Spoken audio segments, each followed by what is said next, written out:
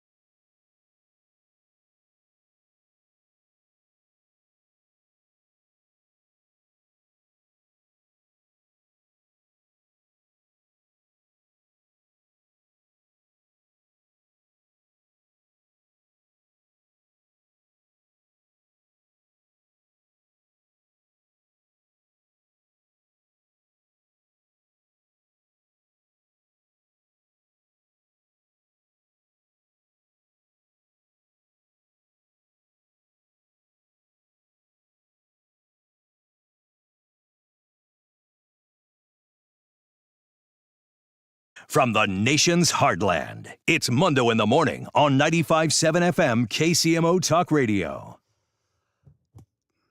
Kansas City hired a new city manager yesterday, and I was wrong, and I'm happy to be wrong on who the next city manager is. They have hired Mario, not Lopez, but Vasquez, to be the next city manager here in Kansas City, Missouri. And we told you about how last week there were 3 finalists who went to the interviews. And the front runner was Kimiko Gilmore. The problem for Kimiko Gilmore is she had a horrendous interview. And I spent way too much time in the airport this past weekend. I was coming to and from Boston to visit my brother for a quick trip. And I would listen to these interviews, and Kimiko Gilmore was a mess. I mean, just it was Kamala Harris-esque on the word salad. There were no answers. There was nothing direct. There was nothing of substance. It was just Kamala Harris 2.0. It is time for us to do what we have been doing, and that time is every day. It was stuff like that. And we talked about it on Monday. If you want to hear any of those clips, I mean, we went through a lot of them on Monday on the show. It's all on the podcast. You can find it there, Apple, Spotify, search Pete Mundo, and most of the show ends up on that podcast. So she did not do well at all. But she was the interim city manager. She replaced Brian Platt on an interim basis. There was also a push, remember, and this is not Kimiko Gilmore's fault, but there was a push to have Kimiko Gilmore in that top spot because some people at City Hall only see race. And they saw Kimiko Gilmore as a black woman, and there are people who wanted that in the city manager role who don't care about meritocracy. I'm not knocking her for that. That's not her fault. There are people who wanted her to maintain that top position for one reason, or I guess 2 reasons only, her gender and her race. I know that to be a fact. And that's why I thought she was ultimately going to get the job. Well, she didn't yesterday. She didn't. And that was a big surprise. So this guy, Mario Vasquez, gets the job to become Kansas City's new city manager to replace Brian Platt. And here's the thing. I was talking to some people inside of City Hall, and there were a lot of people who basically told him to not apply. They told him not to do it. Why? Because they told him that he was going to be treated poorly, and they told him it would get ugly, and they said Kimiko's going to get the job, so don't bother. Well, he bet on himself, and he won. And now he's going to be Kansas City's next city manager. There were a lot of people on city council who, once they saw these interviews and they were meeting privately with these finalists, they were like, this Kimiko can't do it. I mean, she just can't do the job. She doesn't really have a vision. She's not up to the task. Where you got to oversee 4,000 people in the workforce, and every city service, water, fire department, convention center, street maintenance, real estate development, regulations, planning. You got to do a lot in this role. And if you don't have the right person with the World Cup coming up next year, you're screwed. But this guy, Mario, has a great story. He worked from the bottom up, 54 years old. And he's somebody who, when you think about his background and his family, and this is somewhat highlighted in a Kansas City Star piece, but he was born in Bolivia, spent his entire adult life and career in Kansas City. As a child, he and his family moved to Wisconsin during what was called a time of economic distress and turmoil in their home country. Yeah, what happened in his home country? They escaped communism in Bolivia. It's not going to make the media rounds here in Kansas City, but it should. That story right there. And yes, for those of you wondering, came here, family did all legally, green card, became a U.S. citizen in 2004. But what's amazing to me is somebody at City Hall told me that they basically were, the black community was treating Mario Vasquez like he was a white dude. And there were people who just didn't want him because they were so hung up on the racial components of the next city manager which is insane. Absolutely insane. I can't fathom a world where you're picking a city manager based on their skin color, as if that person's going to do anything for anybody based on skin color, as if that is at all a qualification for the job. But I'm telling you this because these are the people who, unfortunately, have way too much power in this town. Now, thankfully, they lost out. And that's in part because their preferred candidate did such a bad job in the interview, they really had no choice. I'm not taking anything away from Mario. She bombed out. And even they realized we can't save her here, and she's not up for the job. So in the end, I'm happy the person who appeared to be the most competent got the position. I look forward to having him on the show. Hopefully he can tell some of his story that the rest of Kansas City media will not, because I do think it's a fascinating story. And now Kansas City has to move on, full steam ahead. And Lord knows there's a lot of problems that have to be figured out here, including the continuing crime issue. So last night, this was an email I woke up to this morning. Security guards at about 11th and Wyandotte were patrolling the area just after 2:30 a.m. when they found a dead man in a downtown parking garage early this morning. Adult male, 11th and Wyandotte. You're talking right down the road from the Marriott Hotel. Now, they don't stay there anymore, but before the Lowe's Hotel went up, that's where all the Big 12 basketball teams would stay for the Big 12 tournament. They'd stay right there in that Marriott Hotel. And that's a prime part of downtown. That's not off the beaten path. I mean, you're right in the hub of it. That's a parking garage that if you're going down the T-Mobile, you may pop in there. You may use that parking garage if you're going to a concert or a show down there at T-Mobile. And now you've got Kansas City, Missouri police finding dead guys in the parking garage at 11th and Wyandotte early this morning, just 3.5, 4 hours ago now. So the death is now being investigated as a homicide. Investigators are working to determine what led up to the incident and what caused the victim's fatal injuries. Detectives are, as of this morning, canvassing the area for witnesses and surveillance footage. Anybody with information, obviously, is encouraged to contact the police and the TIPS hotline. So now we have this happening once again in primetime parts of Kansas City, in downtown. Could you imagine you're walking out of T-Mobile, you're going back to your parking garage. Whoa, great show. That was fantastic. Whoa, what is that? Oh. Weekend at Bernie's. Yeah, I mean, seriously. This is now what you're getting, right? And this is why Kansas City this week, unfortunately, the headline news has been all about the crime. You had the Daily Mail write its piece that got global attention a couple of days ago about the street racing, the drag racing, the violence that Kansas City is dealing with. And to cap off the week, to kind of put the icing on the cake of the week, we're sitting here on a Friday morning and I'm waking up to this news that there's a dead man in a parking garage at 11th and Wyandotte around some of the most expensive and prestigious real estate in downtown. New York.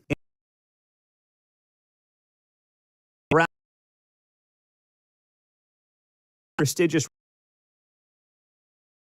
There's a story about the sideshows today. Oh, really? Yeah. Mm-hmm. Oh, I'll man. find that for you. Well, I know where we're going next here, John. We'll talk about that coming up here on KCMO Talk Radio, 913-408-7957.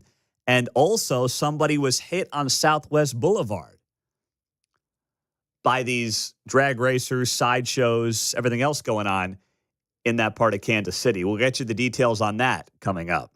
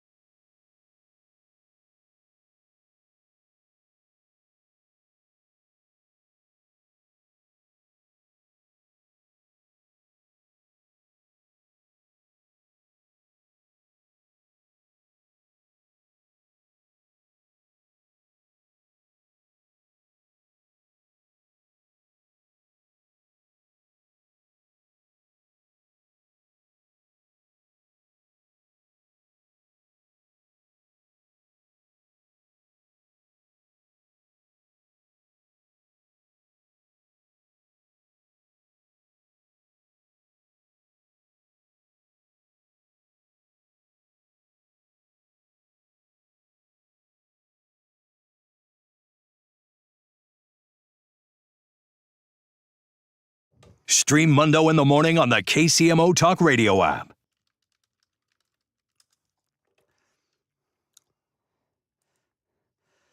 Who did it better, New York Post or the Daily Mail? New York Post headline reading here. Hooligans on dirt bikes, ATVs, and souped-up cars overrun downtown Kansas City, terrorizing locals, John. That's quite a headline. I like the overhead shot here on the Post. Yeah, I know. That's a good one. I'm like, what do we got there? There's like, gosh, I'm trying to count the cars real quick. At least 15 right there. Yeah, easy. And then we've got this from the Daily Mail the other day. Midwest City's downtown is now Mad Max hellhole, where locals are scared to go out after 8 p.m. I think Daily Mail takes the cake. I like the Mad Max hellhole. Me too. Good phrase. Well, the Brits have a way with words. Yeah. So, if we're going to compare it that way, I see what you're saying. They do. I would give the Daily Mail headline the win over the New York Post. I like the hooligans thing in the New York Post. Mm-hmm. They're trying to be somewhat polite in what they're calling these people. Hooligans, maybe the nicest thing they could call them. Well, now, see, over in England, hooligans are soccer fans who get rowdy. So now we've got a whole thing going there. Oh, that's a great point as well. Now, the Daily Mail had a follow-up to its piece on Kansas City. This is not good. They're going to lean into this because here's the deal. If these articles at the Daily Mail are getting clicks, they're going to keep writing them. Oh, yeah. The Daily Mail piece on the Mad Max-style hellhole that they referred to as Kansas City got 1,300 shares and 1,300 comments. So they're just doubling down. So yesterday, the Daily Mail writes here, Democrat mayor of Mad Max City gives appalling response to terrified locals who lock themselves indoors at 8 p.m. I mean, that's rich, isn't it? That's rich. That's a stretch. We know that's a stretch. I mean, listen, if you're a Kansas City resident, I don't think you'd lock yourself indoors when the clock hits 8 o'clock at night. Heck, it's still light out. But, I mean, they know how to write a headline at the Daily Mail. Did they bring up the text messages? Yeah, yes, they did. They were talking about Malik Jackson, Fox 4 here in Kansas City. And I will tease this. It's a ways away, but John Holt is going to be our Feature Friday guest. Cool. On behalf of Fox 4 because they've done a very good job in their reporting this week. I'm scanning the Post article, and they've quote Fox 4, they quote The Star, and they quote KSHB. Okay. Well, clearly we need to send them our interview with the mayor yesterday as well. There you go. They need to get a hold of that. We should submit that to the Daily Mail and Fox 4 as well. So they write about how Quentin Lucas was very defensive in his back and forth with Malik Jackson of Fox 4. And this is, once again, this is why the mayor made a mistake here on all this. If you don't know the backstory here, there was an owner of a restaurant in the Crossroads who said that he texted the mayor about crime happening at his establishment over the weekend, and the mayor did not get back to him despite having a read receipt on the text message. The mayor says that he did not get the text. He came on this show yesterday and claimed that he talked to AT&T, and AT&T has no proof that he got the text. That's what he said yesterday right here on KCMO. Now, I'll be honest, I think he's spending way too much time on this. The fact that the mayor is reaching out to his cell phone company, which you know and I know, by the time you get to somebody, you've spent way too much time on the phone. Okay, I mean, I was trying to call a CVS yesterday. I'm like, can I get a damn person around here? Can a human being just pick up the phone, please? Never mind if you want to call AT&T or Verizon, forget it. I mean, you might wait days to get a hold of a human being at these places. So the fact that he went out of his way to call his cell phone provider to get proof that he did not get a text message from a business owner, I mean, it's just not worth his time. The easy thing to do if you're Quentin Lucas is just say, yeah, I got the text. I'm chasing two kids around. I'm putting them to bed. It's a Saturday, whatever. You've got an out. You're getting texts from everybody in Kansas City. He literally gave his cell phone number out on the air yesterday, right here on the show. At the end of the show, he gave his cell phone number out on the air. And then he put it up on Facebook yesterday as well. And I'm going to share a screenshot of his post on my book, Pete Mundo. You can find it there. Not my personal. I mean, you could friend me if you want, but it's not going to be there. It's going to be on the show page, Pete Mundo on KCMO Talk Radio. I will share that momentarily so you can see it. He posted his cell phone up for the entire city. Now, that's insane. I don't know why he does that. I know he's trying to be like the everyman, but dude, I just stop. You're not helping yourself here. I appreciate what you're going for, but you're just going to get inundated with crap. I just reposted it to our Is page it as well. Is it on the KCMO page? All right, good job there, Mark. So I saw that post. I'm like, man, he's really doubling down on this. And he's going after Fox 4 is what he's doing. He's ticked off at Fox 4. When the real problem is, obviously, the crime in this city. And I think there's some frustration that the media is leaning into this very, very heavily right now in this town. Actually, more heavily than I would have expected, to be totally honest. We've been on it for years. We've talked to the mayor every week now for over 5 years. And obviously, crime has been a big part of the conversation. They're now starting to figure out that people are fed up. And as Kevin Kietzman said yesterday here on KCMO, and I think he was right to point this out, there is a small part of you that says, what else is this guy by himself supposed to do? And he's not wrong. He's not wrong on that point. Kietzman made it yesterday. Like, there is only so much he can do. And the one thing that I said at the end of the show yesterday at 10 o'clock, and I want to make sure that that point is reiterated here. The biggest problem he's got, and the thing that he can't do anything about, is that he's got poverty that is driven by cultural rot. And there's only so much that any government can do about that. When you don't have fathers present, when you have moms raising children without fathers, working 2 jobs, relying on the government, dealing with poverty, and young men who oftentimes are unrestrained and end up with really bad male role models because dad is not around. And these individuals get caught up in crime and gangs and everything else. I mean, yes, you got to make sure that bad guys go to jail. And this city has not done a good job of that. There's no doubt about it. But there is only so much until you fix that cultural rot you're going to be able to do. Now, people like Quentin Lucas could be part of that change, right? Quentin Lucas, married man, 2 kids. You can, I think, walk into some of these places and say, let's have dads be dads again. Frankly, it was a huge missed opportunity on the national level for Barack Obama. Barack Obama, especially as the first black president, could have been the man to walk around some of these urban cores and say, you know what, dads, step up here, okay? Step up to the plate, be a man, be a father. Raise your children. Break this streak that is generational upon generational of just having poverty and having no dads and having high crime. Break the trend. Do it. He was the guy to do it. Instead, what did he do? He did the total opposite. He leaned in on the racial controversies.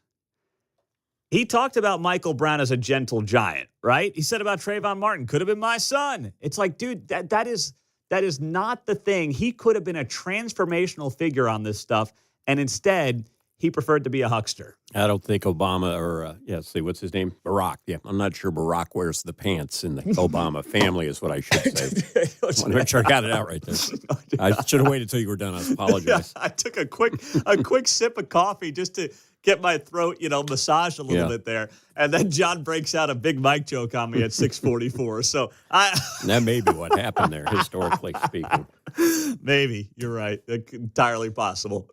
The top 6 stories at 6 o'clock we'll get to in the 6 at 6 coming up on KCMO Talk Radio. 1 hour from now, Steve Minnis, the president of Benedictine College, will be here to talk about, of course, the new Pope. V for Villanova. Yes, he's a Villanova graduate. So Steve Minnis, president of Benedictine, will be here at 7:50 on KCMO Talk Radio 95.7 FM.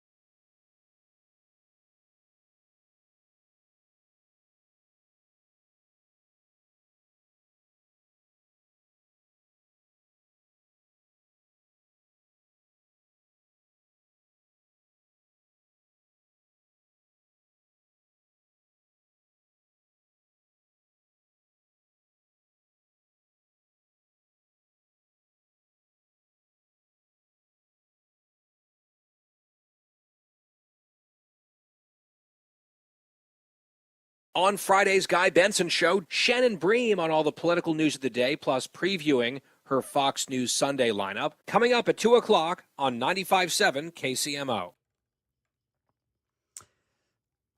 Happy Friday. Friday to kick off Mother's Day weekend. Weather is going to be beautiful. Glad you're here on KCMO. Let's do it. It's time for the 6 at 6 on 95.7 KCMO Talk Radio. Number 1. Oh, boy. Let's start here. In Topeka, the Kansas Department of Health and Environment has slashed over 50 jobs from state workers. According to a press release sent by Kansas Governor Laura Kelly yesterday, the Trump administration has terminated over $33 million in health care and mental health service grants. Due to those cuts, they have abolished 56 positions in different health posts. So Laura Kelly blaming Donald Trump for 50 people losing their jobs. The governor saying that the mission of the grants and employees paid through the funding was to boost the state's epidemiology and laboratory work, monitor and respond to disease outbreak, administer programs that provide vaccines for children, and address health disparities for disadvantaged communities and rural Kansans. So clearly the governor making this hyper political, and that should not be a shock at all.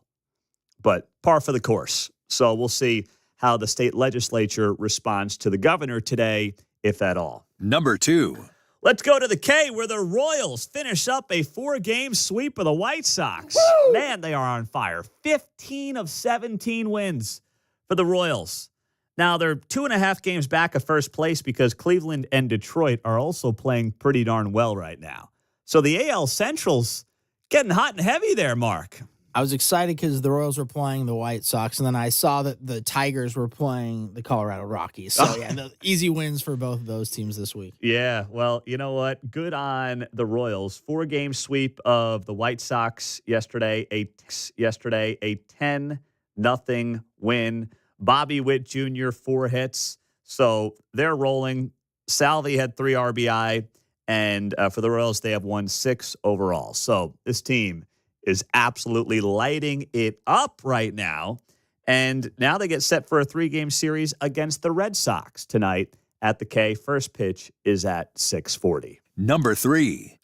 For the 6 at 6, Dave Ramsey's in town tonight with Dr. John Deloney for their Money and Marriage Tour. I know we gave away those tickets a few weeks back. Also, we had one VIP winner as well. So I will be out there saying hello to Dave and John Deloney tonight. It's at the Kansas City Music Hall. I'll stop by and hit those guys up and make sure I thank them for allowing us to give away the tickets. But Dave Ramsey in town tonight. It's not a KCMO event, but obviously if you're a Ramsey fan, you can hear him at 10 p.m. every weeknight and then on the weekends as well here on KCMO Talk Radio. And this is Dave's first event in Kansas City since October of 2018, pre-COVID. That was a big event that he did downtown. That was just a classic Ramsey event. This is a little more of an intimate event at the Music Hall. And it will be a great time. We're looking forward to seeing him there and checking out what he's got with Dr. John Deloney. They're only doing about 6 or 8 cities for this Money and Marriage Tour, and Kansas City is on that list. So if you're headed out tonight, might bump into you. It's going to be a good show and a good time, and we look forward to having Dave Ramsey back in Kansas City. Number 4. We'll stay downtown where early this morning at about 2:30, security guards found a man dead in a parking garage at 11th and Wyandotte. So you're talking right down the street from the Marriott, hub of downtown, prime time real estate in this city, and we've got just dead people being found in parking garages. I mean, that's easily a parking garage that any of us could park in before going to T-Mobile or anything else that we might be doing downtown. This is not a parking garage off the beaten path. This is not like, in the back alleyway of a parking garage that you would never go to. This is a very commonly used prime downtown parking garage. And now we have the police finding dead people in these parking garages. In a week that has sadly been highlighted by a lot of crime that has been covered locally, nationally, and worldwide around Kansas City so far this week. The Daily Mail, of course, writing about Kansas City's crime problem. The New York Post writing about it as well. And now to really cap off the week, you have this tragedy of a guy being found dead in a parking garage downtown at 2:30 this morning. Number 5. Well, as you're traveling for Mother's Day, please do make sure that you give yourself time if you are on the Kansas side of the state line. Of course, we know about all the traffic for 69 Highway and the construction going on there as they do that 69 Express project. Well, eastbound and westbound I-435 will be fully closed to traffic starting at 7 p.m. tonight as crews work on demolishing the northbound 69 Highway over the I-435 bridge. So they will reopen all 435 lanes at 6 a.m. on Monday. So that means Monday, if you're an early bird, if you're driving to work on Monday before 6 a.m., you're going to have to find an alternative route. All right, so that's Mark. That's myself. This is the reason I really put this in there is to let Mark know he's got to find a new way to get to work on Monday. Okay, that's why I put it in the 6 at 6. I've been keeping an eye out on those road signs over there, so I know when it's going to be closed. See, I don't follow the road signs, so I'm glad you knew that. This was news to me when I saw the story. I appreciate that, though. Saw it this morning. I'm calling Johnny Rowland, see if he can chopper me in on the roof Monday. I don't know if he wants to get up that early, but he might be up. Yeah, you're right. Well, if you need a hand there, John, let me know. I'll give him a call, too, on your behalf. That's good. But yes, 435 will be shut down eastbound, westbound, basically from Corvera to Antioch this weekend, starting 7 p.m. tonight through 6 a.m. on Monday morning. And lastly, Number 6. a happy birthday today to our second daughter, Chloe. She turns 4 years old today, and boy, she is a ball of energy. Yes, I'll give her a round of applause. She is our classic middle child.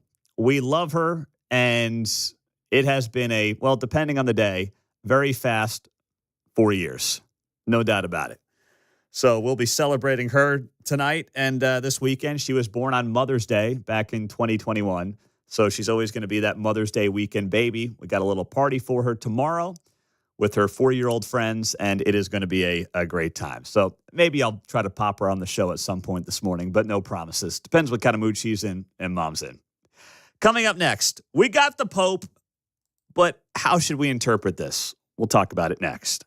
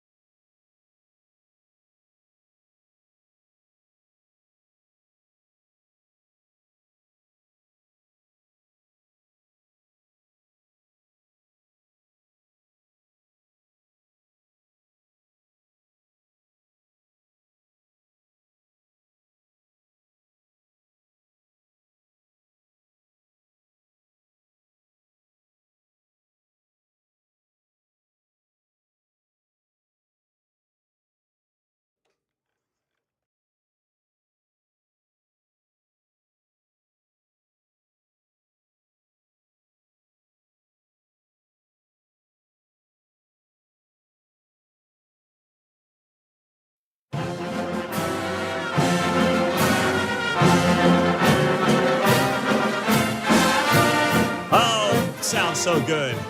V for victory. That's all the words I know for my own fight song for Villanova. V for Villanova, V for victory. I've got the lyrics over here. Oh, you got the lyrics for me, Mark? You want to sing it? I don't know the song well enough to sing it with you don't know the cadence of the song. And that's the way it goes with school songs, high school and college. You know the first line, maybe. Right? You get going once the band fires up. Well, exactly. Normally I was drinking too much at the games to really know what was going on anyway. Have the first line. Yeah, that's true. That's true. So we're playing the Villanova fight song because the new Pope is a Villanova graduate. That's right. Class of 77. Robert Francis Prevost, who is Pope Leo the 14th, was born in Chicago, September 14th of 1955. His father was a U.S. Navy veteran who fought in World War II. His mother was a librarian. He completed his secondary studies and then earned his Bachelor of Science in Mathematics at Villanova. Prevost speaks multiple languages: English, Spanish, Italian, French, and Portuguese. He spent much of his career in Peru, serving as a missionary and a seminary teacher. He was appointed by Pope Francis in 2023 to recommend bishop nominations worldwide. And of course, most notably, he is the first American-born pope in history. Now, a lot of people are going through his background. They're bringing up tweets of his, that are anti-Trump to some degree when it comes to the issue of immigration. Tweets of his from 2020 being sympathetic to the George Floyd protests. I'll get to that in a second, but the first thing, I'm not a practicing Catholic anymore. I was raised Catholic, raised in a Catholic church. We now attend a non-denominational church after we spent probably really 10 years stepping away from our faith. But we are really glad that we have leaned back into it, and we've done it in a way that is fitting for Kate and I, for our family, and it's been one of the best things to happen to us over the last few years. And we're so glad that we did it. So I'm not going to sit here and judge anybody based on their faith, Catholicism, otherwise. This whole process to me in picking the next pope is super political in nature.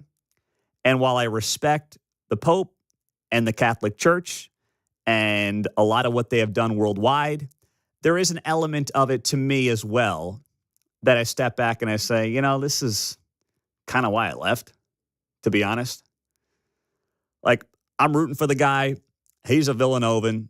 I hope that he leads the Catholic Church down the right path and is traditional in nature and does what is in the best interests of Catholics and stays away from a lot of the politics that Pope Francis willingly chose to go down the road of. I hope that, and I pray that for him. But as I watched the process play out yesterday, too, like the white smoke deal. Did you see the way the crowd reacted to the white smoke? It was like Jesus had returned. It was amazing. And to me, that kind of a celebration is only reserved for one man and one man only. And that is the eventual return of Jesus. But this man is now in charge of the church, the Catholic Church worldwide. And it's a huge deal. And it's a huge deal in part because he is the first American-born pope in history. Now, as to, the politics of this, right? There was a lot of online trolling yesterday about this guy and saying that Pope Leo is, anti-Trump, anti-MAGA, anti-this, anti-that. See, I don't think we can really, and I don't think we really want to go down that road of looking at this guy and saying, well, I think he's this politically, I think he's that politically. That's not a game that I want to really play. And frankly, I don't think it's a game that we should play, even if I disagree with him on some of these tweets that he's put up. If you think about it, if you're a Catholic right now, then obviously you believe that the Pope was elected through the guidance of the Holy Spirit. So trolling through his Twitter feed and analyzing tweets of his as if he was just elected to a seat in the House of Representatives or the U.S. Senate is not really the play if you're a Catholic. Now, if you're not a Catholic, then, I guess the gloves are off to a certain extent, but I still think there is a respect for the Catholic Church and Catholicism that we should have here and say, I'm not going to overanalyze tweets from this guy. Like he's going to have some impact on policy in the United States, because he's really not.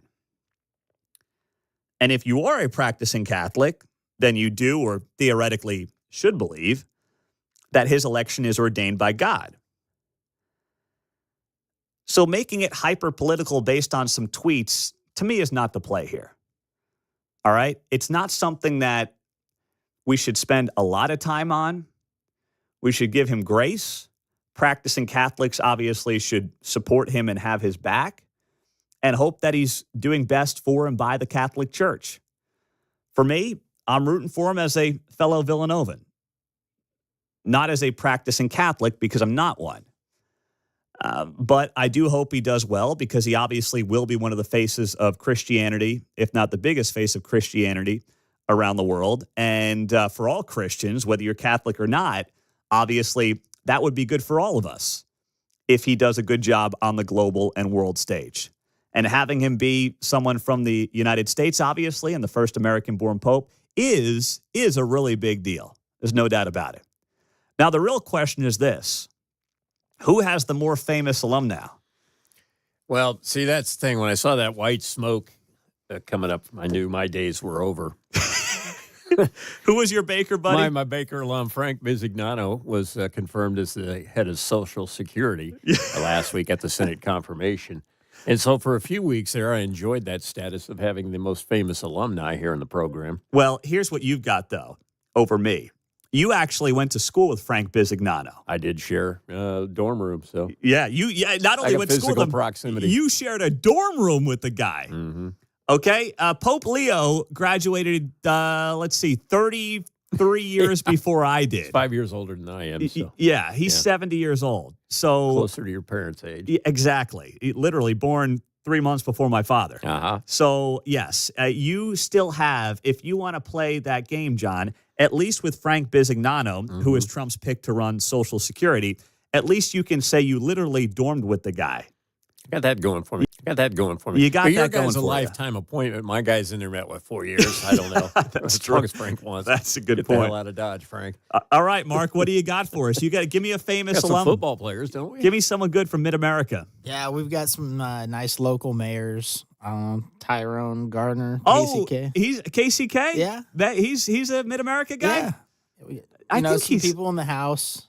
Yeah, back in the Reichman day, is a- Ken Jolly played linebacker for the Chiefs. He made it from Mid-American that's Nazarene, right. so there you go. Okay. That was back Division II days, I think. How about that? That's nothing huge, but a few locals. All right. Well, we got to get Trump to find someone from Mid-America. No federal appointments there Yeah. that he know of, I guess. Oh, we got to find one. That's what we got to do. We don't want to leave Mid-America behind here in all this. All right. I got the Pope. John's got Frank Bisignano. And Mark needs somebody to be able to wave the flag on behalf of here on the show. All right, we need someone. Find him. Come on, Trump. Let's go. Let's get it done there, buddy. Hurry up. There was a story about a lady who was the first female fighter pilot. She landed a plane that was about to crash. So she could maybe be the aviation director or something. Trump needs to get on her. Yeah, maybe Sean Duffy can hire her in the transportation department. Wow, way to set up my tease here, Mark. Did you hear what Trump said about Mayor Pete Buttigieg, the former transportation secretary? Oh, man, this was a doozy, because what's going on right now is obviously the airline industry is a mess. It is. I mean, Newark Airport has been top of the news here the last few days because there are planes literally taking off and getting lost in the sky. So you've got media now saying, Trump, you're going to fix the airlines? It's like, what did Mayor Pete do for all those years? The guy got the job as transportation secretary because he enjoyed choo-choo trains. And he was fighting racism from airlines or racism by planes or something like that. I don't know if he was in charge of South Bend International Airport. Oh, man. I had to give her a shot. Tammy Jo Schultz was her name. Oh, okay. All All right, right. America. There you go. All right, Tammy. You're not Pope Leo, but you'll do for now. Not even Bizzo. Yeah. So Trump was trashing Mayor Pete yesterday because the airline industry is in shambles. And he said it in a way that only Trump can. We'll play it for you coming up on KCMO Talk Radio. In the meantime, we are 48 hours away from Mother's Day. I mean, listen, you're up against it here. So if you're heading to the office right now, scoot out early, get to Diamonds Direct over at 119th and Row. Tell Angie that, you're crunched on time. You waited till the last minute, but they will take care of you. All right. Whatever you need, from a $500,000 necklace to a $500,000 diamond, Diamonds Direct will help you create the perfect personalized gift for mom. Now, if you want to book an appointment, you can do it at diamondsdirect.com and get $100 off your purchase. But you're up against it. You might as well just head in there. They'll take care of you. Nope. They're not going to have salespeople that are like, all right, you want to spend $1,000? How about 10? Like, that's not what they're going to do. They're going to make sure that everything is done within your budget, and you will still get the white glove service you'll get anywhere else in town. Go to diamondsdirect.com right now, or just go say hi at 119th and Row and take care of mom ahead of Mother's Day.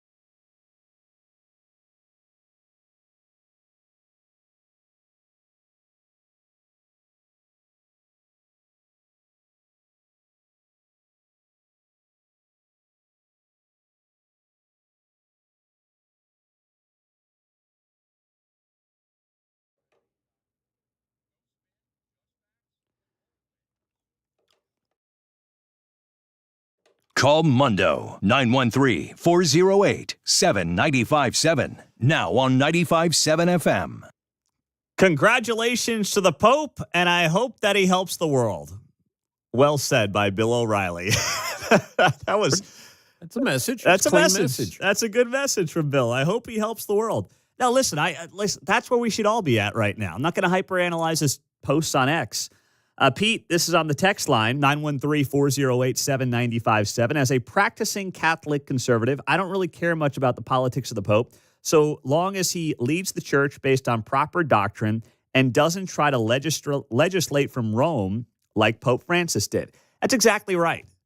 That's it. Like, I'm not a practicing Catholic, but that's what you should want from the Pope. That's it. And that's why Bill O'Reilly put it very well. Congratulations, and I hope he does well by the world. That's it. Now, meantime, we've got obviously an airline industry that is not in great shape. You had Newark Airport get a lot of attention there in New Jersey the last few days because airlines were taking off and going missing off the radar. Delays are horrible there. They've got an antiquated system, a lot of problems. We all know, of course, about what happened back in January with the plane flying from Wichita to Washington, D.C., and, of course, colliding with the Black Hawk helicopter. We're learning more about that in recent weeks as well. There have been multiple other incidents at various airports around the country that shows that the system needs to be revamped. And if it doesn't get revamped sooner than later, there will be more tragedies, sad to say. So the Trump administration announced yesterday that they are proposing a plan to replace the existing decades-old telecommunications, radio, and surveillance systems, which currently rely on things like copper wires and floppy disks with more modern technology. The plan also includes investing in new ground radar sensors on tarmacs and at airports, and a new flight management system and some new air traffic control towers and other facilities. Now, this will cost billions of dollars. But if we're not spending our tax dollars on this, what are we spending it on? I'm not a fan of taxes or more taxes or taxing people in general, but my goodness, when I pay my federal income taxes every year, I would think that I should at least do it to help fund an airline system that gets me from point A to point B without having to worry about collisions, issues on tarmacs, floppy disks being used, which I haven't even seen a floppy disk in probably 25 years. No kidding. When's the last time you saw a floppy disk? 2001? I don't know if you can get them anymore. I don't think you can. But I'm like, where are these big companies? You want a DEI? Here's where you help the nation.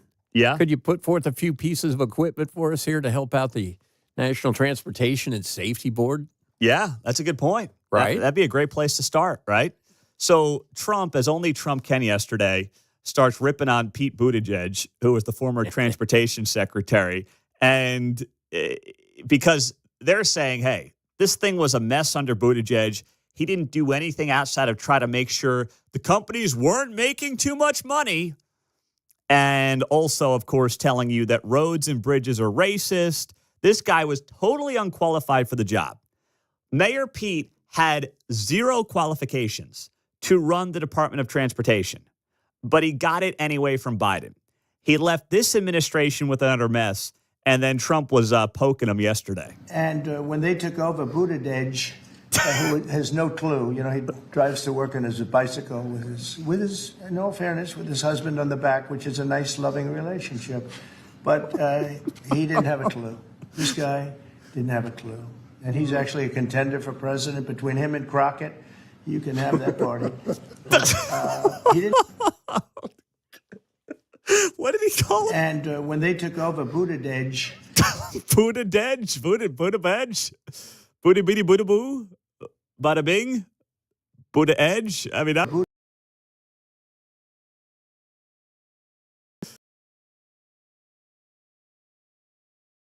Edge. I mean, I don't know what he's calling him there, but jeez. Oh, but let's not forget that it was just June of 2022 that Buttigieg, as Trump just called him, launched a $1 billion, first-of-its-kind pilot program aimed at helping reconnect cities and neighborhoods racially segregated or divided by road projects, pledging wide-ranging help to dozens of communities despite the program's limited dollars. That is the headline story from NPR, June 30th of 2022, 3 years ago. The airline system's collapsing. They're using floppy disks. What do we do, Mayor Pete? Let's spend $1 billion on reconnecting cities because roads are racist. Wow. He's a nut job. What a guy. News coming up in a minute. And the president also just dropping something here we got to share with you on tax rates. That's coming up next.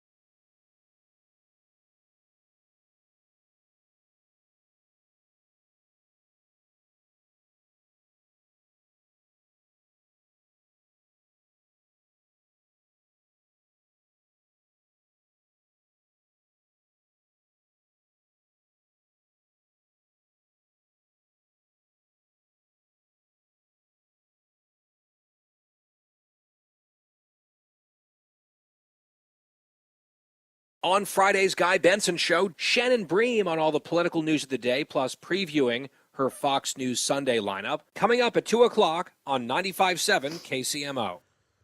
When's the last time you thought you'd see something like this? A Republican president saying, you know what? I'm okay with potentially a tax increase. The president just putting this up on Truth Social 25, 30 minutes ago. Here it is. The problem with even a tiny tax increase for the rich, which I and all others would graciously accept in order to help the lower and middle income workers, is that the radical left Democrat lunatics would go around screaming, quote, "Read my lips," the fabled quote by George Bush the elder that is said to have cost him the election, the no new taxes line. No, Ross Perot cost him the election. In any event, Republicans should probably not do it, but I'm okay if they do. So Charlie Gasparino, our buddy at Fox Business Network, he put this up on X yesterday that Trump is open to the idea of raising the top income tax rate to 39.6%. That'd be about 2.5% increase from where it's at right now for those who earn $2.5 million or more. They also say that while it's designed to pay for a larger extension of the Trump tax cuts, no tax on tips and maybe no tax on Social Security. But it faces a tough road ahead in Congress. Now, this is a bad idea. Just right out of the gates, bad idea. You might argue there's a little 4D chess going on here. And the 4D chess may be, hey, if we actually are the party that slightly increases marginally the taxes on the super rich, the Democrats can't go around screaming about how they're just for the rich guy. Okay, they're going to do that anyway. It's all they've got. They have been playing from the same playbook. They're not like Andy Reid, all right? Andy Reid knows how to update his playbook. He doesn't stay behind the trend. That's how the Chiefs do what they do. Democrats don't update the playbook. The Republican Party has become the party of the working class. You're seeing that in the polling. You're seeing that at the voting booth. They are now the party of the average working voter. The Democrats are the party of the elite and the party of the lazy. Notice how I didn't say poor, because there's a lot of poor people who are hustlers who want to get out of poverty. But they're the party of the elites, the lazy, and I guess you would say illegal immigrants. You could probably add them to the mix as well. Well, it sounds like that limit would hit a few in Congress. Yeah. So I'm not sure they're going to be in favor for that reason. Well, that's true as well. Or they'll redefine. Yeah, well, 2.5 million, that's only middle class. Yeah. That's just lower middle class. Which right? it might be in Washington, D.C., based on the cost of living. True that. You can't send your kids to a nice private school and $2.5 million over there. But as Charlie Gasparino notes, this is likely to divide the GOP, and Speaker of the House Mike Johnson does not seem on board with it. See, I just don't want to encourage a world where we're picking and choosing winners and losers.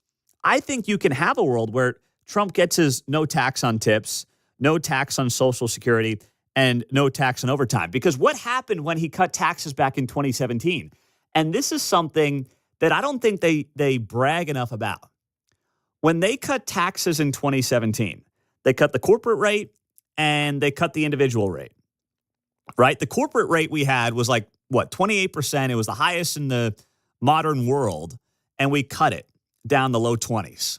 And then we also cut the individual rates. The government started taking in more money than it had been taking in prior to the tax cuts. So this whole notion of if you cut taxes, you're defunding government programs, that's not true. It only happens if you're growing government faster than you're bringing in the money to fund the government. But it's not like they cut taxes and less money came into the Treasury. They actually had record revenues during Trump 1.0 after the tax cuts. Why? Because business expanded. There was growth in the private sector. More people were working. That means more money going back to the government. More people working means more money going to the feds because people are paying taxes. People are buying things, sales taxes, everything else. The revenues generate, the stronger the private sector is. So that has been, I think, an underappreciated element of the 2017 tax cuts. And I'm not expecting Democrats to even mention this, but I don't think Republicans talk enough about it and brag enough about it. But when Trump puts that line in there, I'm fine with a tiny tax increase for the rich to help the lower and middle income worker. That's kind of Bernie Sanders-esque to me. That line to me, I'm like, okay, somebody else giving more of their money to the government does not directly help somebody who's middle class or lower class. It just doesn't. Cut the taxes as much as you can for the middle or the lower class. Absolutely. I mean, the reality is too right now, the top 1% pay about 50% of the taxes. But yes, cut taxes for Social Security, overtime, no tax on tips, do it all. In the end, you guys have a spending problem. Let's be clear, that's what you got. You got unsustainability in Social Security, in Medicaid, in Medicare. You got to get people who are abusing Medicaid off the system. Able-bodied men have got to be the first to go. Get them out, get them back into the workforce. We got 7 million able-bodied men who are not in the workforce today, prime age, 25, 54, not disabled. Get them back into the workforce. Get them off the government dole. Like, that's where the focus has to be. Not do we raise income taxes on those making $2.5 million by 2%, as if that's really going to have some major role in the income from the federal government. 913-408-7957. Pete, it's all political theater to keep the Democrats on their heels. You're right. And if I think that's part of this, so I'm on board with it. I think there's a part of this that is absolutely about keeping Democrats on their heels. And that is something that is very underappreciated about this president. Some will say that it's just Trump shooting off at the hip. But a big part of this, I agree, is probably about keeping Democrats on their heels. Because what are they possibly going to say now when they're the ones who have been lobbying as the party of the working class and the little guy and raise the taxes on the rich and the whole thing for decades now at this point? John's on KCMO in Topeka. What's up, John? Hey, good morning, Pete. Trump 1.0, when he did those tax cuts the first time around, the company that I work for currently, when he evaluated how much he was saving in taxes on the company, he turned around and gave all the employees 23 to 25% raises. Is that right? And yes. And we got a significant bump. And he said, this is how much we're saving. I'm putting it out to you guys because you work for it. That's and amazing. So that's a company right there, John. You're blessed to work for those folks. Yes. I've been here for 16 years, and I love it. That's amazing, man. Couldn't work for a better group of people. So anyhow, the Trump tax cuts, we actually saw what Trump did in our paychecks, and it was significant. And anybody that says, oh, that didn't do anything for me, well, I'm sorry. Maybe your boss didn't share the wealth. Yeah. Yeah. But anyhow, it did significantly impact us. And I know another friend of mine owns a business. He said that he put another crew on because he was able to save enough money. That's great. So, and that grows the economy, and they end up paying taxes. John, thank you, my man. That's well done. I appreciate that. Great work. Let's go to James in Olathe. Go ahead, James. Yeah, Pete, I changed the message a little bit on this topic. I think the message ought to be, it's not that the super well pay the extra few points of tax. It's what they'll do with that money if they don't. They'll buy things. They'll hire people. They'll do things to spur the economy. And we've seen what the government does with money when they've got it. Yes, that's true as well. I think that'd be a powerful message. Yeah, I think you're right, man. I'm with you there, James. I want to hear more from Trump about Doge, too. I really do. I think he should do a weekly press conference on all the big wins for Doge. I'd love to hear that. Coming up next on KCMO, Steve Minnis, president of Benedictine College, is going to be here. We will get his reaction to Pope Leo XIV coming up on KCMO Talk Radio. All right. Now, hopefully this is not you, But if you're waking up on a Friday and you're dealing with a plumbing issue, well, first off, I know it's overwhelming. We appreciate you still being here on KCMO. But there's a locally owned business in Kansas City since 1978 that can check off the boxes of reliability, professionalism, quality workmanship, transparency, and customer service. The Plumbing Pro. We're just talking about, growth of local businesses. Sounds like John's got a great one there in Topeka. But the Plumbing Pro, their mission is a very simple one, and it has worked for 50 years in this town as locally owned operators, and that is to take care of Kansas City customers at a reasonable cost. They've got a near 5-star rating on Google, hundreds of reviews, and the owner, Steve, will tell you any success they've had and enjoyed is really the result of how they've treated people along the way. So go to their website, theplumbingpro.com. That's theplumbingpro.com.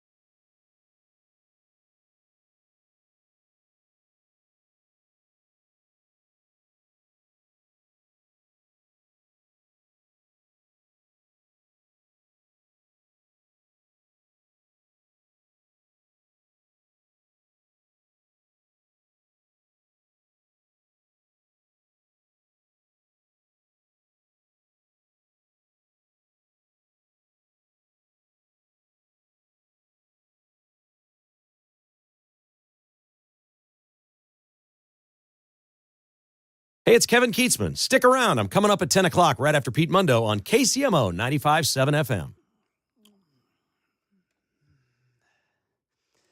Well, a big congratulations, of course, to Pope Leo XIV becoming, of course, the replacement for Pope Francis. That got announced yesterday. And first American-born Pope as well. And yes, a graduate of Villanova University, happens to be my alma mater. Steve Minnis is here. He is the president of Benedictine College here in Kansas, joining us on KCMO. Steve, good morning. Thanks for joining us on 95.7 FM. So your reaction to yesterday's surprising selection? Well, one of the first things I thought of is, seriously, we have a pope whose name is Bob from Chicago, right? It's like a sports radio caller. Exactly. Bob from Chicago here as your new Pope Leo XIV. I think probably what I'm understanding is the biggest controversy so far about this selection is whether he's a White Sox fan or a Cubs fan. Yeah. There's been differing reports. First report was a Cubs fan. Then his brother got interviewed and says, no, he's a White Sox fan. But to make people in Chicago even more crazy, apparently his mother was a Cubs fan, but his dad was a Cardinals fan, believe it or not, which is almost blasphemous in Chicago that somebody be a Cardinals fan. But anyway, but apparently, I mean, by all accounts, a fantastic family, Catholic family from the south side of Chicago, raised there, and I think the community, I mean, the Catholic community is very, very excited about this, about the new Pope. What does it mean to have an American-born Pope in the Catholic community? Well, I was shocked, actually, because I think it's, even on the short list of possible successors to Pope Francis, his name really did not appear that much. And for the most part, anytime you talked about a possible United States Pope, a Pope from the United States, most people poo-pooed that, say, oh, that's not going to happen, etc. I think for probably the Cardinals, he checked, a lot of boxes because he was born in the United States, but he spent a lot of his time as a priest and as a bishop down, in Latin America, and so I think that was a big issue for him. So he's very understanding the Americas themselves, North and South America. Now, what about, some people are getting into the weeds and looking at social media posts and trying to interpret, what his politics may be and what that may look like in that role as Pope Leo XIV. How do you think Catholics should interpret that, look into that? Is it overblown? Is it something that should largely be ignored? What's your take there? Well, I think we have to wait to see what's going to happen. There's very scant evidence or writings by him, and that's pretty typical because he's working for Pope Francis, and he's either, for the most part, not going to say something one way or the other many times because that's the Pope's job. So we'll find out, kind of where he is on certain issues pretty soon. I think for the most part, you're going to find this is a person that wants to unify the church continually, to bring Jesus Christ into people's hearts, and that's kind of his job, and mm-hmm. So that I think he'll be really good at that. And so I'm not sure that you really have to really dig pretty deep to get too much information on kind of some of his stances on certain issues mm-hmm. That people are concerned about. Yeah, Steve Minnis is here, president of Benedictine College in Atchison, joining us on KCMO Talk Radio. So what about, in terms of that role? I mean, Pope Francis got some criticism for what some people would argue is, legislating policy from Rome. It's a fine line, obviously. How do you think that our new Pope should be handling issues when it comes to politics in a very divided environment? I think that it's, first off, this Pope Leo is very, very smart, okay? And I think that's that's going to be a help to all of us. He's also, I think, a really important part is that he's also a canon lawyer. So I think he's going to be measured. I think that he will be a person of clarity, which will help the faithful as well. So I think that's going to be maybe a little bit different than Pope Francis, that he is going to be a person of clarity, and he's going to be a very thoughtful person in his, in not only in his writing, but sometimes just as importantly in questions and answer opportunities. Steve, what about we are almost a year to the day since the May 11th, 2024 Harrison Butker commencement speech up there at Benedictine College. So the question now is, what do you have for an encore this year? How do you top that last year? you probably never top that. Our commencement speaker this year is a woman by the name of Sister Deidre Byrne. She's the most fascinating person that you'll ever meet. She's actually a retired Army colonel, surgeon, nun. And so you don't get very many like that. But she went to Georgetown Medical School, joined the Army, rose to the level of colonel, retired as an Army surgeon, and then became a nun. And she's in Washington, D.C., given free medical care to the poor there in Washington, D.C. She appeared at the Republican National Convention in 2020 and said these famous words that she said, "I'm not just pro-life, but I'm pro-eternal life." And so pray to the Lord for your soul, and that's what the most important thing is. So I think she's going to be fantastic, and our students are very excited about her. That's fantastic. Is that coming up this weekend?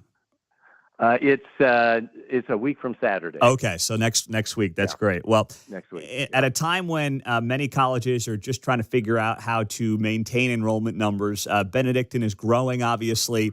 You guys have enrollments, and that keeps going up. You've got buildings going up on campus. It's an exciting time for your college, and we appreciate you, Steve, and your leadership up there at Benedictine.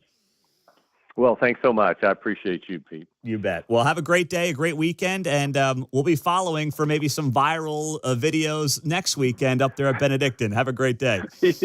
Okay, take care. See you, Pete. All right, Steve Minnis, great guy and a great job up at Benedictine College as, we get his reaction to Pope Leo the 14th, and, of course, Harrison Butker, almost 1 year ago to the day, May 11th. And that sounds great. Deirdre Byrne. Only thing I question is that Georgetown degree of hers. As a Villanova guy, I'm questioning that whole Georgetown tie. But outside of that, in all seriousness, sounds like a great pick. Great follow-up to Harrison Butker from last year. Coming up, should I put the 4-year-old on? Maybe I will. It's her birthday. I'll give her some love here on KCMO. And then we'll hear from somebody who sounds like they're 4 years old, Joe Biden. From somebody who sounds like they're 4 years old, Joe Biden, next.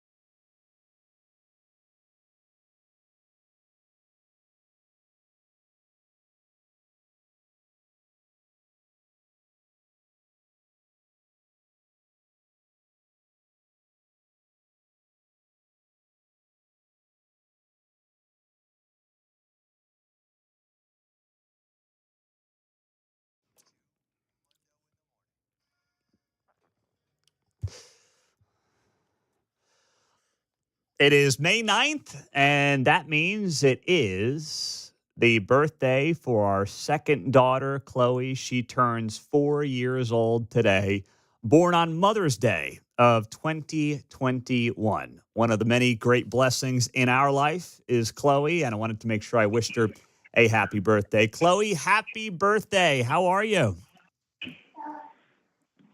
How are you? I'm good, Dad. Right?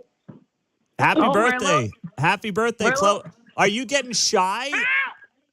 Are you getting shy? I have never heard you be shy before. There's no need to be shy. You're just talking to Dad. It's fine.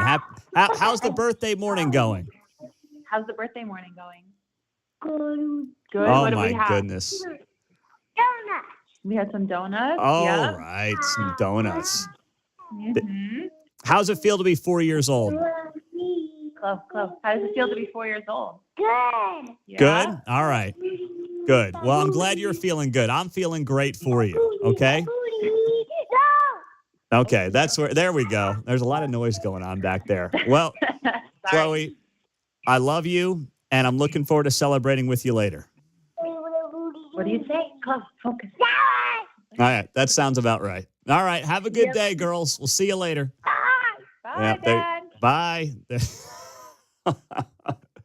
All right. There you go. What do you think of that, Mark? Sounds like my house sometimes. It's like booty, donuts, woo. Over each other. And I just basically sit back and listen. So it's good I talk for a living, because if not, I wouldn't do much talking in general. And as they get older, they start arguing more. So get ready for that. Oh, great. Thanks for that, Mark. Appreciate you making my day there, buddy. Appreciate that. But the 4-year birthday is always fun. Oh, yeah. We're going to have a great time. It's going to be a good day. She's got a little friends coming over tomorrow for a little celebration. It's going to be good. But I didn't expect her to get shy on me there on the phone. But maybe, she got a little stage fright. That happens to the best of us, right? Never forget my first time popping the mic on the radio. I was a little nervous, too. But I figured she'd be on the phone. She'd be okay. But, it is what it is. It's her birthday. I don't know. You may be lost out to the donut. Yeah, that's true. Factor that in, Dad. Well, you could tell Kate was trying to, referee there. And it's kind of like Jill Biden yesterday on The View. She was trying to referee for Joe. So Joe makes his first appearance yesterday on TV since, of course, he left the White House back in January. And the optics of it were just bizarre. Here's a grown man who is 3 months removed from being the most powerful man on the planet. He's going on a fluff talk show where everybody on the panel voted for him. He's not really going to get a lot of pushback, right? And he's got his wife sitting next to him, who really looks more like his caretaker than she does anything else. She is a doctor, by the way. But the optics of it are so weird. It's like this man who is the most powerful man on the planet can sit there with 5 or 6 sycophants and just talk about, what he's been doing, what's going on, how's Biden, and he needs Jill to hold his hand like Kate was just doing with my 4-year-old on the phone on the show. Yeah, it's kind of what the Soviet Union used to do. Now, in North Korea, when you're a dictator, you just pass away and then your son or somebody gets the gig automatically. They had successions in the Soviet Union, and they'd wheel the old guy around from, the leftover guy, just like an artifact or something. Well, that's what it looked like. It seems like it. Here's what it sounded like on the air. When Biden got one semi-tough question where he was asked basically, hey, when you look back on your time, people say your cognitive abilities went downhill quickly. What do you say to that? He starts answering, and then Jill basically takes the question away from him, which basically confirmed the point. What is your response to these allegations, or are these sources wrong? They are wrong. There's nothing to sustain that, number one. Number two, think of what we were left with. We were left with a circumstance where we had an insurrection when I started, not since the Civil War. We had a circumstance where we were in a position that the pandemic, because of the incompetence of the last outfit, end up over 1 million people dying. And we're also in a situation where we found ourselves unable to deal with a lot of just basic issues, and which I won't go into in the interest of time. And so we went to work, and we got it done. And one of the things that well, I'm and Alyssa, one of the things I think is that the people who wrote those books were not. He just, in the middle of his thought process, he doesn't know what he's saying. No, please. In the interest of time, do elaborate. Right? Yes. No, please, give me more. Keep going. No interest in time here, yes. sir. We've got all day. Please, I'll blow out every commercial break you want. Please. Anyway, my time's up. Right, like on the debate stage. It did bring flashbacks, right? So then he's losing his train of thought. He doesn't know where he's going. He's talking about the insurrection, and he's talking about, COVID and the pandemic. And then he has no idea what he's saying. And in swoops Jill, just like Kate a few minutes ago did for Chloe. In the White House with us. And they didn't see how hard Joe worked every single day. Oh, yeah. I mean, he'd get up, he'd put in a full day. He'd wipe his own butt. I mean, it was amazing watching this guy work. Now, off mic, Off mic like Chloe, Joe's going, donuts, booty. At night, I'd be in bed, reading my book, and he was still on the phone reading his briefings. Oh, yeah. He was on the phone reading his briefings. He was like, what's this mean? How do I interpret this? What's going on here? He's getting the Ukraine Stock Exchange report. That's what he's doing. Yeah. Working with staff. I mean, it was nonstop. It's the White House. Being president is not like a job. It's a lifestyle. It's a life that you live. You live it 24 hours a day. That phone can ring at 11 o'clock at night or 2 in the morning. This is literally just like the phone call we had 5 minutes ago with my 4-year-old on her birthday, and Kate's taken over, and she's like, this job is nonstop. It's 24 hours a day. The phone can ring at any point. The kids will wake you up 11, 2. I mean, she's literally talking about this like she's sticking up for her kid.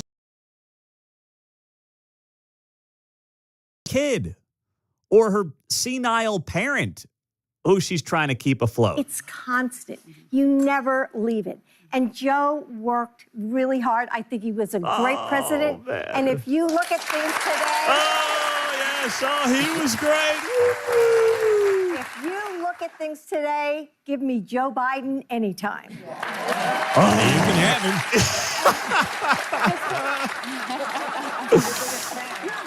That's worth the invitation to come to the show. Oh, yeah, that's worth the... God save the Queen, man. What does that even mean? That's worth the invitation to come to the show? What, your wife totally emasculating you on national television? When you get asked a question about your cognitive abilities, she takes over the question mid-answer and then starts fluffing you up about how hard you worked and no one worked like Joe. No one heard from Joe. Trump's done more press conferences off the cuff in 100 days than Biden did in 1,200 days. It's not even close. It's night and day.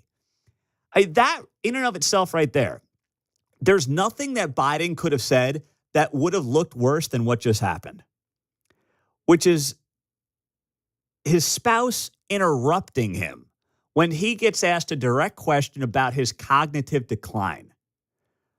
Like, you couldn't script it to look worse than what that was right there. And then the clapping seals in the audience. Oh, he's the best. Oh, my goodness. One of the all-time greats. Sonny was trying to hand the football right off to him on the Kamala question, too. I don't know if we have those segments, but it's like they would put the football in his hand and he would drop it, right? I know. Oh, man. It's like that. That is a reminder, too, that I think a lot of Americans needed. Like, we have such short-term memories.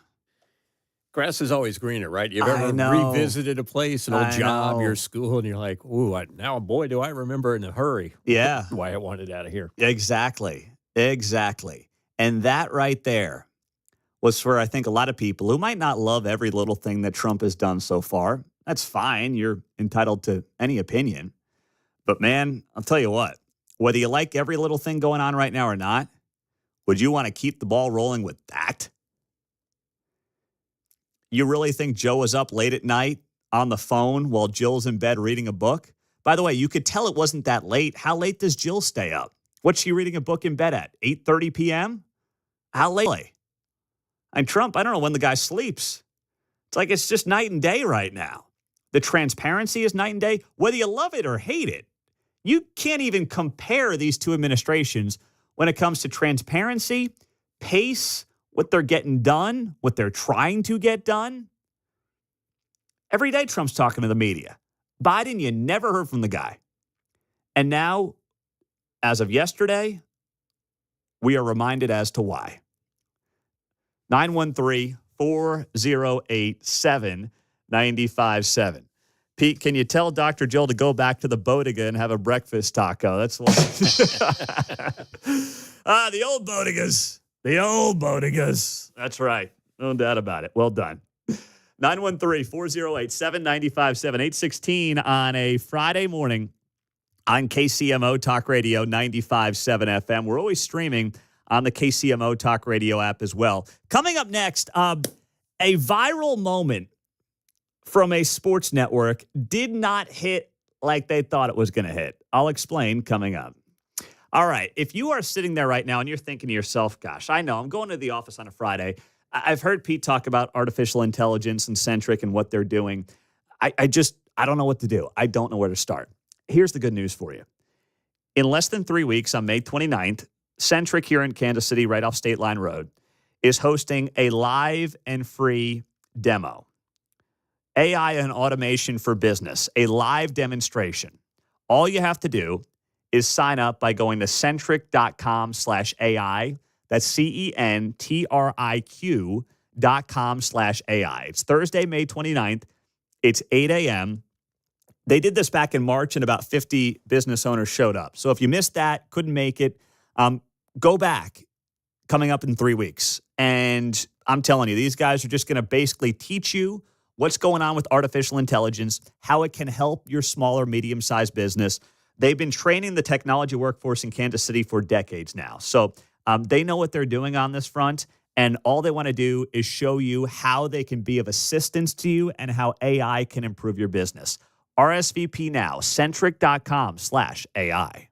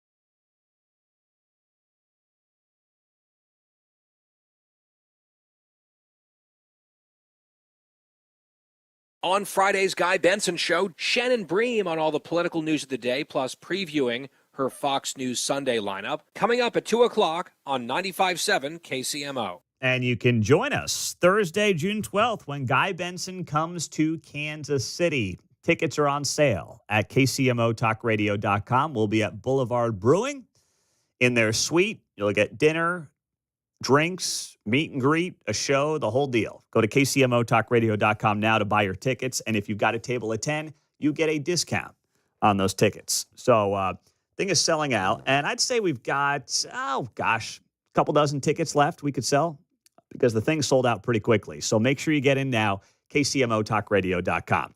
So one of the great shows from my youth, if you are a sports fan and you're a millennial, you remember the heyday of Pardon the Interruption with Tony Kornheiser and Mike Wilbon, which was preceded by Around the Horn.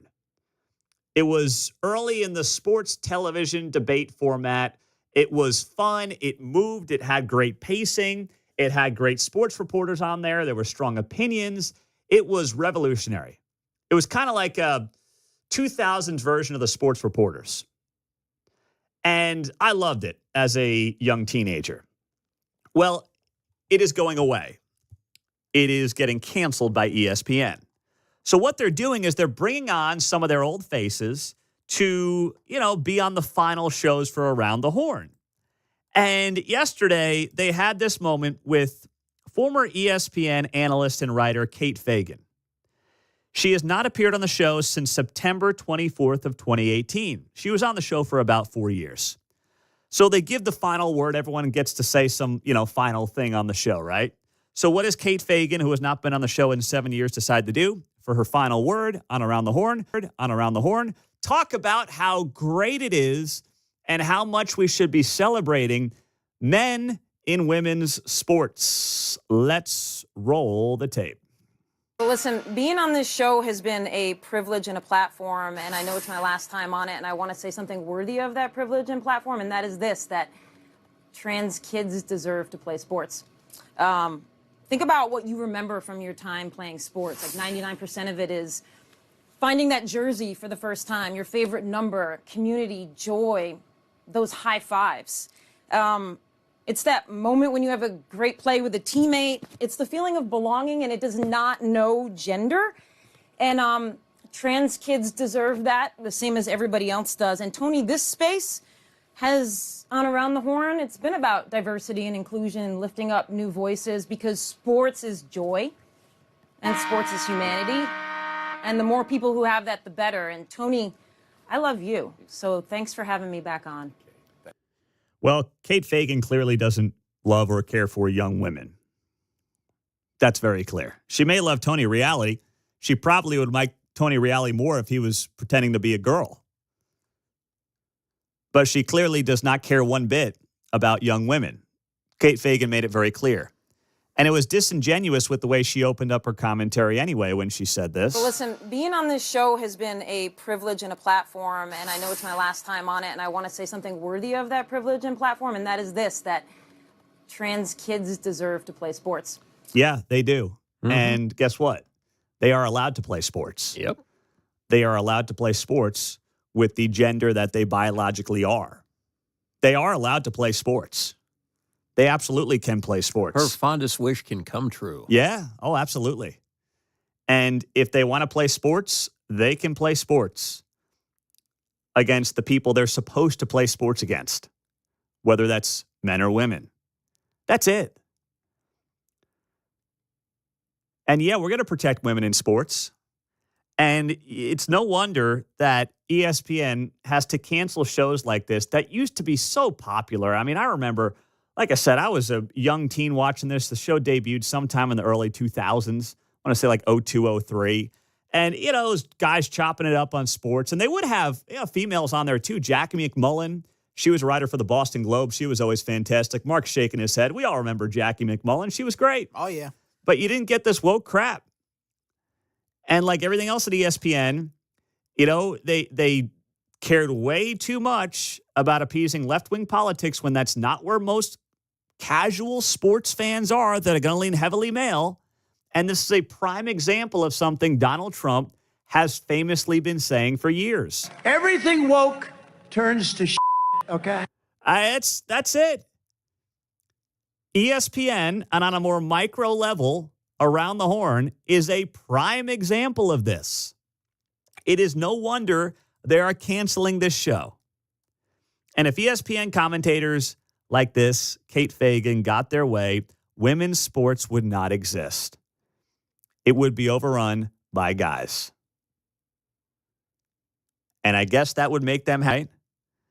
It's amazing that for ESPN and this show that had a 20-plus year run, 4,900 episodes, how rich that a show that is about to get canceled will have this clip as its last and likely most memorable moment. Everything woke turns to okay?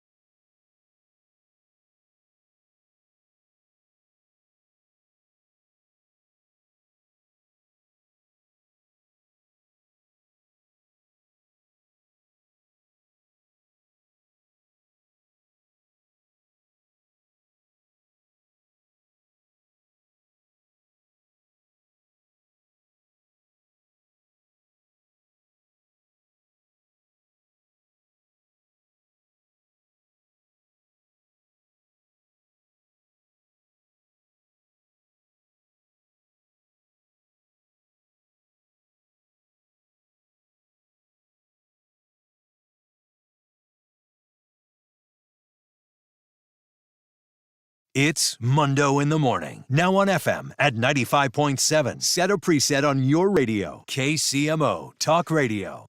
Stock market opening up this morning in the last couple of minutes. Dow up 114 points. S&P up 0.5%. Same with the NASDAQ. After Trump hints that many trade deals are close. Many trade deals, he says, are on the horizon. So we'll see how the markets play out to wrap up the week here on KCMO Talk Radio 95.7 FM. Kansas City got itself a new city manager yesterday, and I just want to take you behind the scenes on this story for a couple of minutes. Mario Vasquez is his name. And this is somebody who was not considered the front runner for the job. The front runner was Kimiko Gilmore. She was the interim.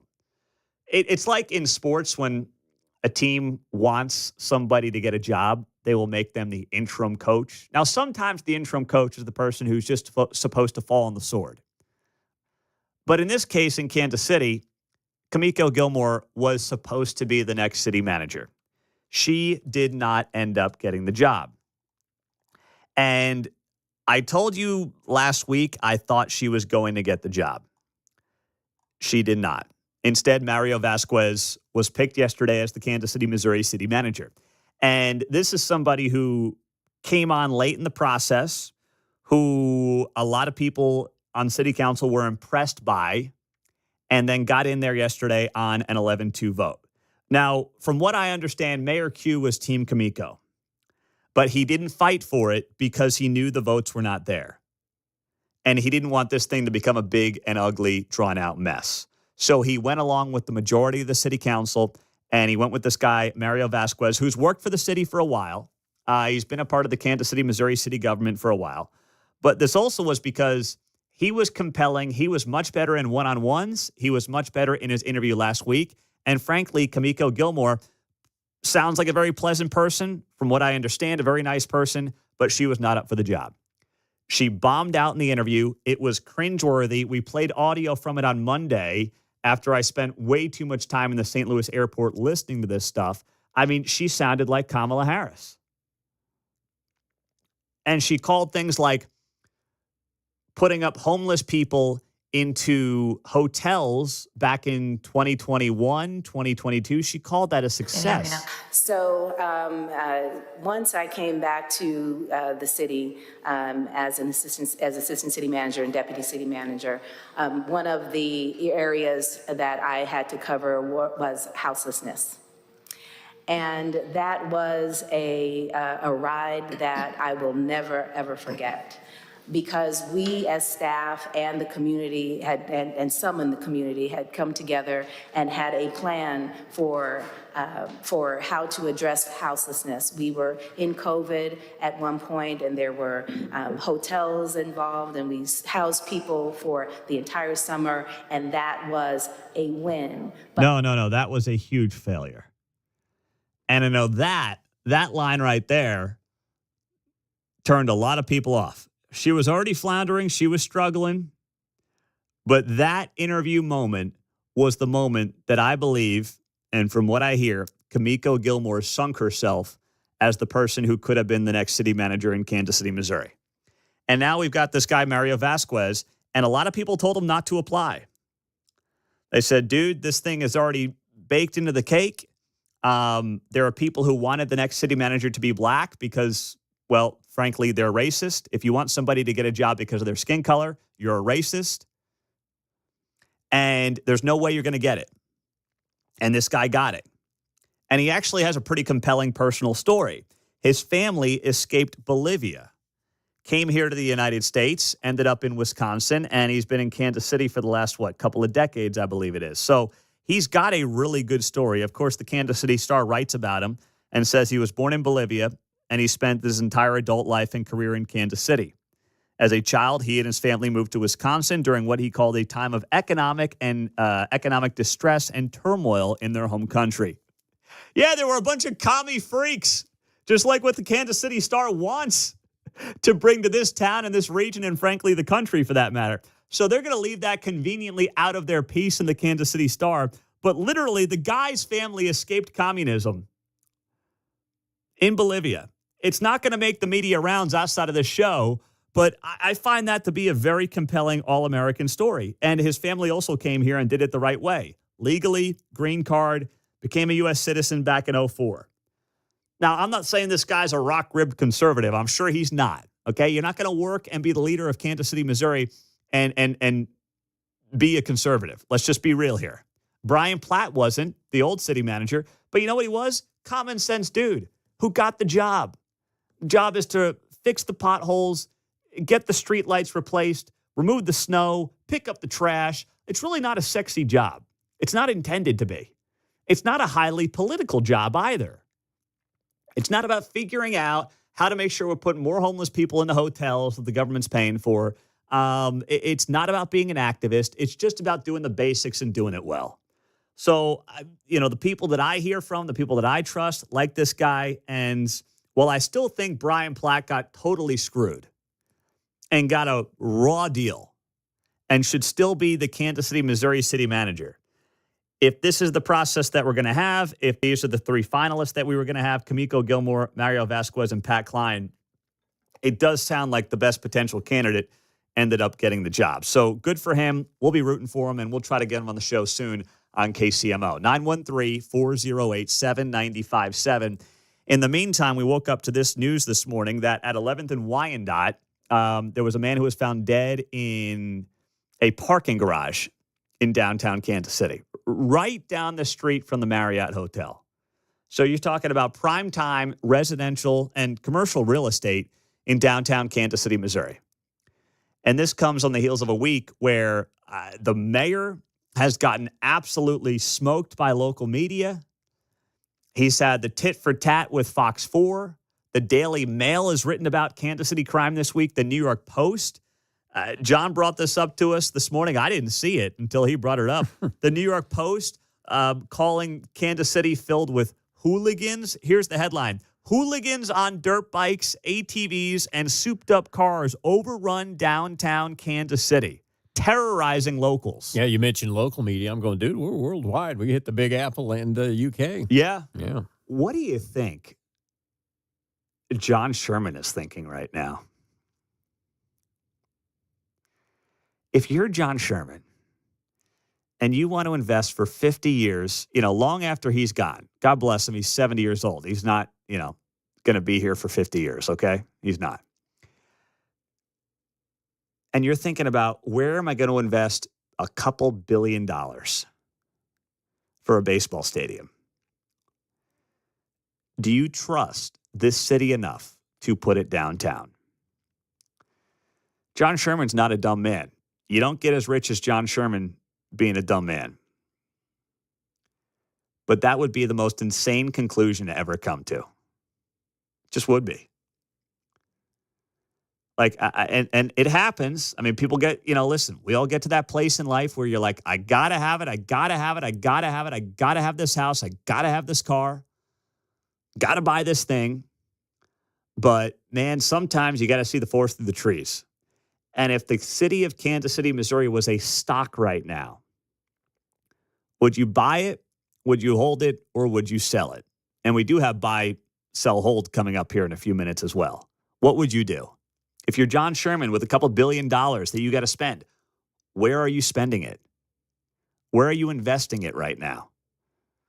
I will cheer on Kansas City. And yes, Kansas City has many great things going for it. I'm not just sitting here trying to beat up on the city. I'm not. I really don't want to do that. It's not my intentions. It's not how I want things to go. But I'm also not going to sugarcoat it, right? I'm not going to, let the BS slide like too many people do in this town and just act like everything's going great.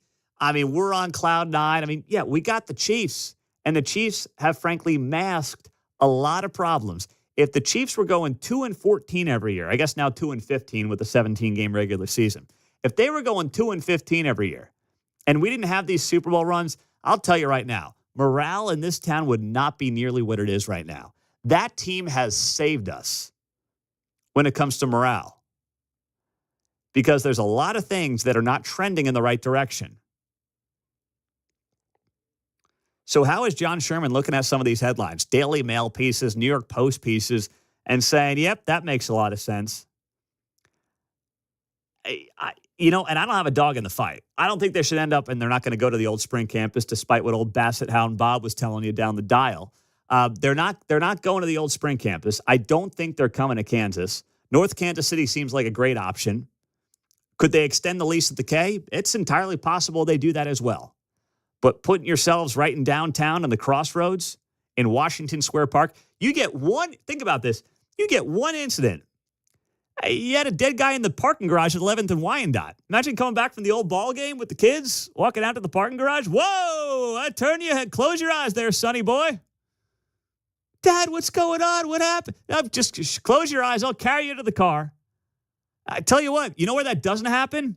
At the Truman Sports Complex. There might be a guy lying down, but that's because he's hammered. That's because he had too many beers at the game. Not because he's dead. Man, this is the kind of week. It's got to make John Sherman think twice. How could it not? Coming up, buy, sell, hold. 3 questions on a Friday. After that, our buddy John Holt of Fox 4. Fox 4 has been kicking butt this week. Got to give him credit. They've been doing a really good job on some of these reports. So John Holt will be here in studio from Fox 4 at 9 on KCMO 95.7 FM.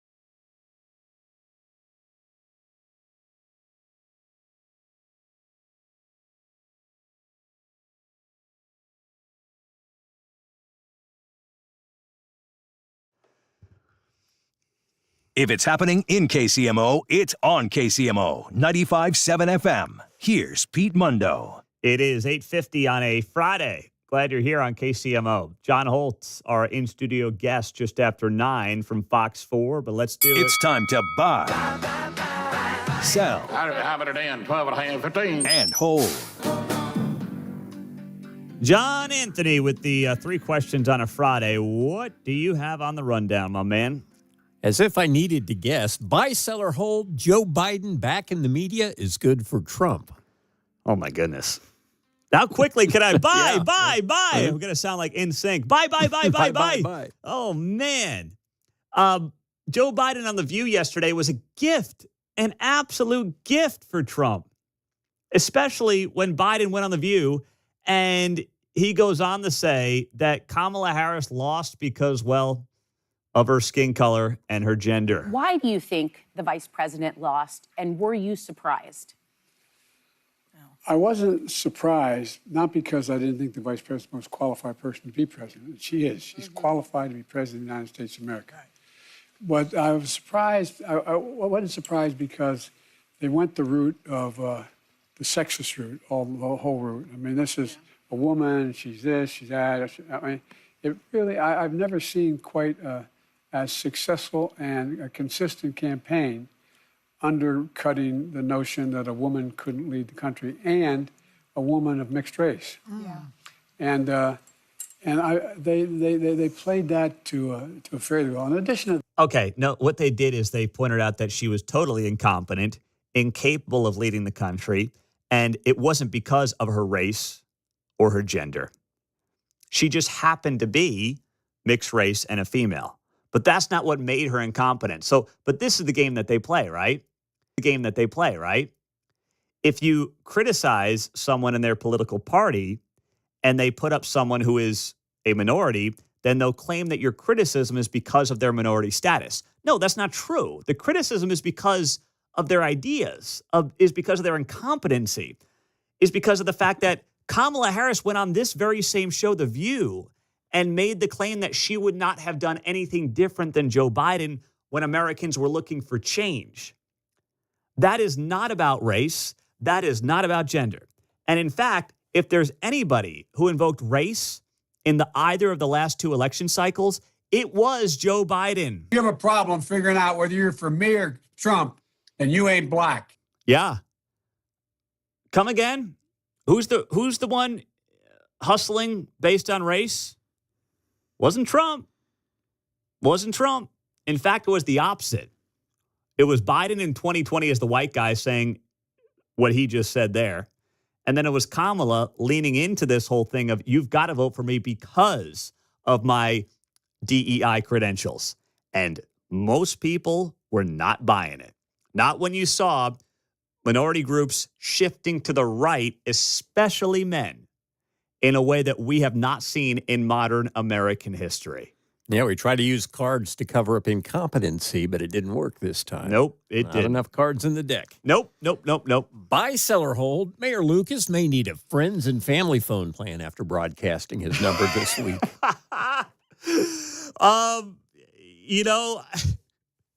I'm going to buy Foes it. and family? Yeah, I don't know. Maybe not a lot of friends calling him. I'm not sure. I'd say he doesn't have a lot of people saying, you're doing a great job, man. I mean, it's just not how, it's like social media, right? People don't tell you you're doing a great job. People tell you you're doing a crappy job. Trust me, look at my mentions. It's okay. I'll survive.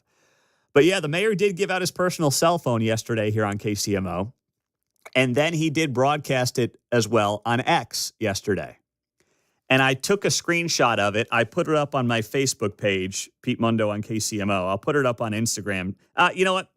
I don't think I'll put it on Instagram. I'm just going to save Instagram for a happy birthday message to Chloe today. That's what I'll save my Instagram for, at Pete Mundo. But it is on my Facebook page. And for those of you wondering, that is his real number. That is not a burner phone. I have had the mayor's number since he was just a lowly city councilman, going back, nearly 8 years now. And that's his personal phone number. I promise you that's the number.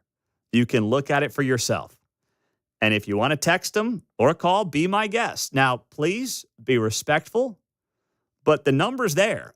he read it on air on the show yesterday. You can find that on the podcast. And then he posted it on Twitter as well. So do with it what you want. But yes, that is his personal cell phone that he has had for years. It is not a burner, but it might be time, John, for him to get that friends and family phone plan. Mm-hmm. Yes, sir. Multiple lines anyway. All right, here we go. Buy, sell, or hold. Bill Belichick and Jordan Hudson's relationship makes it to the start of the college football season. You know, I would have probably bought this a week ago because they were both very defiant about how that CBS interview went last weekend. But as is always the case, we should be changing our opinions when we get new information. And this morning, there are reports that Bill Belichick's girlfriend, Jordan Hudson, who's 50 years his junior, has been banned from UNC's football facility. This is the right move. And if Bill Belichick is not going to be the guy to protect himself and his own legacy and UNC, then UNC has to do it for him. According to Pablo Torre as well, one Belichick family source adds, quote, there is deep worry for how detrimental Jordan can be, not just for North Carolina, but Bill's legacy, his reputation, everything he built and worked for over decades. Let's just call it like it is. It is amazing how stupid men get when it comes to sex. It's just, let's be so clear about what this is about. I would say it's so common, I'm not sure it'll dent his reputation. It's a story as old as time, isn't it? That's what I mean. It's like, yeah, he is potentially ruining his legacy. The 55-year-old Bill Belichick would scoff at himself if you said, dude, this is how you're going to be at nearly 75. You're going to be coaching college ball and dating a 24-year-old who is now telling you what questions you can and cannot answer in an interview setting. Belichick would scoff at that. But here he is. Because men are dumb too many times. And Belichick is just your latest example of that. But I think I think that Belichick may wake up here, so I'm going to buy that. There's buy, sell, hold. John Holt, Fox 4 anchor, in studio, coming up next.